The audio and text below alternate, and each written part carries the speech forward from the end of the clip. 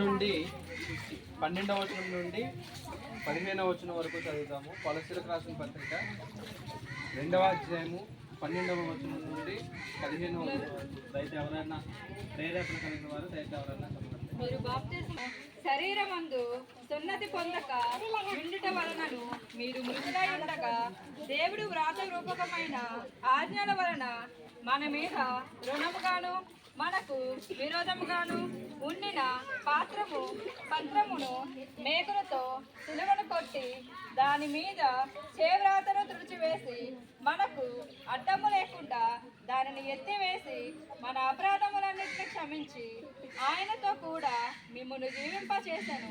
ఆయన ప్రధానులను అధికారులను నిరాయుధులుగా చేసి సిలువ చేత జయోత్సవముతో వారిని పట్టి తెచ్చి బాహాటముగా వేడుకకు కనపరిచెను. కాబట్టి అన్నపానముల విషయము చదువుకున్నటువంటి వాక్య భాగం సెలవిస్తుంది ఏంటంటే 12వ వచనంలో మీరు బాప్తిస్మమందు ఆయనతో కూడా పాతి పెట్టబడిన వారే ఆయనను మృతుల్లో నుండి లేపిన దేవుని ప్రభావం అందు విశ్వసించుట అన్నారు.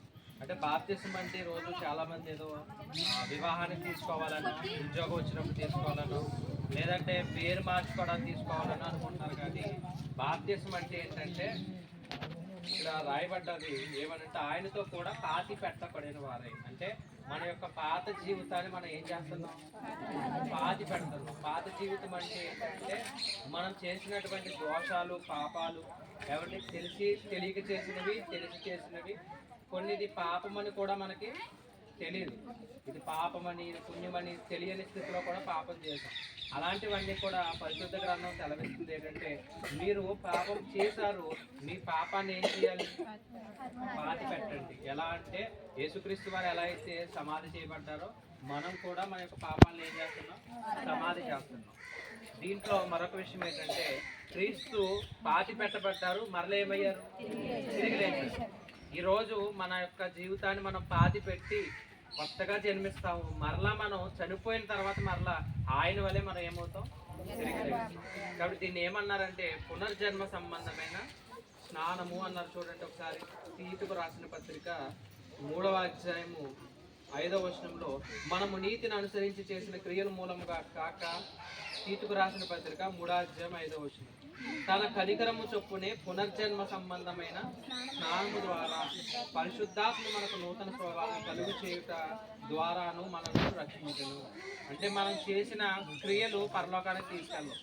ఈరోజు ఎక్కడన్నా భోజనాలు పెడుతున్నారు అంటే ఒక 100 రూపాయలు ఇచ్చాను అనుకోండి, అది మంచిదే. కానీ అది ఎక్కడ తీసుకెళ్దంట?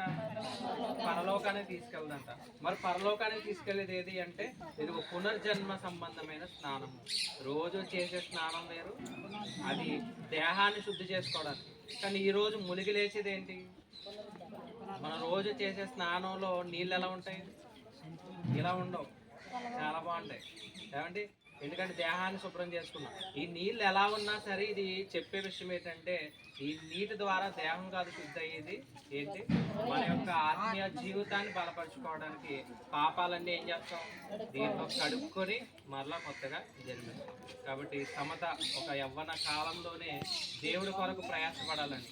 ఏమంటే యవ్వన కాలంలోనే దేవుని కొరకు ప్రయాసపడుతుంది.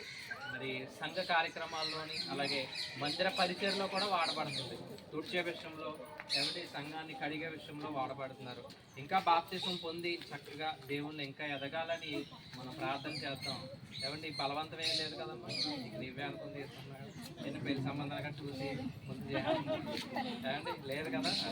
నీకు నీవుగానే ఒక మంచి నిర్ణయం తీసుకోవాల్సింది తప్ప ఏదో అమ్మగారు చెప్పారని, నాన్న చెప్పారని, లేదంటే వచ్చే సంవత్సరం చేసేద్దాము కాబట్టి ముందే బాప్తిసం ఇచ్చేద్దామని ఇది అసలు చెల్లదండి. ఎందుకంటే ఎందుకు చెప్తానంటే వాక్యం సెలవిస్తుంది ఏంటంటే పౌలు గారు వెళ్ళి బాప్తిసం గురించి చెప్తే మేము పరిశుద్ధాత్మ దేవుని తెలుసుకోలేదు అంటారు. అసలు పరిశుద్ధాత్మ దేవుని తెలుసుకోకుండానే వాళ్ళు ఏం చేశారంట అంటే తెలియకుండా ఎలా పొందేసుకున్నారంటే ఆ కాలాన్ని బట్టి ఏదో నామకార్థంగా ఏం చేశారు పొందుకున్నారు. కాబట్టి అలా ఉండకుండా మరి బిడ్డ ఎదగాలని ఒక ఇద్దరు ఎవరన్నా మరి ముందుకు వచ్చి ప్రార్థన చేయండి. 3వదిగా నేను చేస్తాను. ముందుకు వచ్చి బిడ్డ నిమిత్తం ప్రార్థన చేయండి. ఆత్మీయ జీవితంలో బిడ్డ మరింతగా ఎదగాలని. పరిశుద్ధుడా, ప్రేమ కలిగిన మా తండ్రి, కృప కలిగిన మా దేవాన్ని వందనాలు తండ్రి.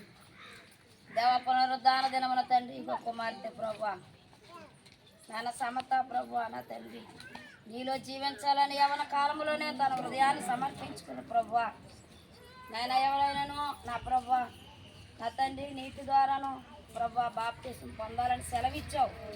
ఇదిగో ప్రభా నీ దాసుని ద్వారా కుమార్తె నా తండ్రి ఈ దినము నుండి పాత జీవితాన్ని విడిచిపెట్టి ప్రభా నూతనమైన జీవితాన్ని ప్రభా ఈ దినము నుండి మొదలుపెట్టుకుని కృపను దయచేయండి.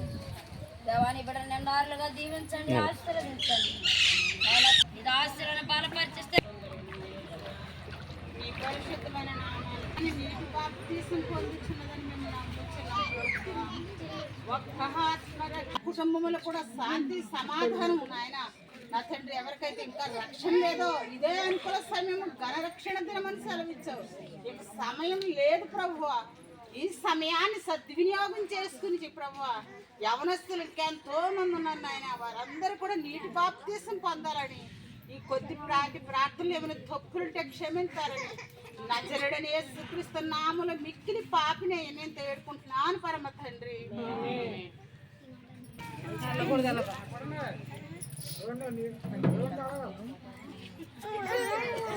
ఉన్నతమైన నామమున వందనములు దేవా. బిడ్డ సంపద జీవితంలో దేవా మీరు తోడుగా ఉండండి. యవన కాలానికి తండ్రి మీరు తీసుకొచ్చిన విధానాన్ని బట్టి తండ్రి దేవా బాల్య దశలో తండ్రి బిడ్డని తండ్రి ఆశీర్వదించి దీవించి ఆయుష్ని ఆరోగ్యాన్ని ఇచ్చి దేవా ఈ దినాన్ని తండ్రి పూర్తిగా నీ కృపలో తండ్రి దేవా మీరు బలపరుస్తున్న విధానాన్ని బట్టి తండ్రి వందనములు దేవా. ఇదిగో తండ్రి 3 దినాలు ఆత్మీయ కూడికల్లో దేవా చక్కటి వాతావరణంలో నీ మాటలు జ్ఞాపకం చేసుకుని నీ మాటలు విని నేర్చుకుని ఆయా తన యొక్క జీవితాన్ని మార్చుకోవాలని నీలో బ్రతకాలని తండ్రి బిడ్డ కోరుకుంద తండ్రి. ఎవరి బలవంతంతో కాకుండా తండ్రి తన యొక్క మనసు ప్రేరేపణ తండ్రి ఈ కార్యక్రమం జరుపుతున్నాం తండ్రి.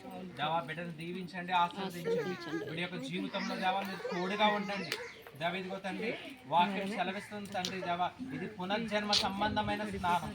మా యొక్క పాపాలని ఐదుగో తండ్రి ఇది నీరు కాదు క్రీస్తు రక్తంలో మేము కడుగుతున్నామని, క్రీస్తు రక్తంలో కడుగుకొని మా యొక్క జీవితాలను మరలా కొత్తగా తండ్రి మేము జన్మిస్తున్నామని తండ్రి బిడ్డ నమ్మడానికి తండ్రి కృప చూపించి దావీదుగో తండ్రి రానున్న దినాలలో బలంగా తండ్రి నీ బిడ్డను వాడుకోండి.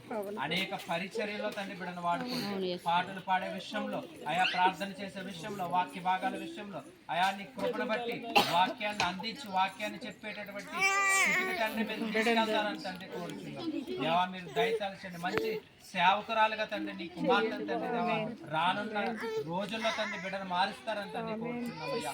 ఇదిగో తండ్రి యొక్క కార్యక్రమం తండ్రి నీ నామానికి మహిమకరంగా జరగడానికి తండ్రి కృప చూపించండి దేవా. ఎటువంటి ఆటంకాలు లేకుండా తండ్రి మమ్మల్ని తీసుకొచ్చారు. ఆయా సంఘ బిడ్డలందరూ వచ్చారయ్యా. ప్రతి ఒక్కరూ తండ్రి తలలు వంచి బిడ్డ నిమిత్తం ప్రార్థన చేస్తున్నారు తండ్రి. మీరు జ్ఞాపకం చేసుకుని బిడ్డకి మరింత జ్ఞానం దేవ మీరు దయచేస్తారు. ఈ యొక్క ప్రార్థన క్రీస్తు నామమును బట్టి అడిగి నడిపించున్నాం పరమ తండ్రి.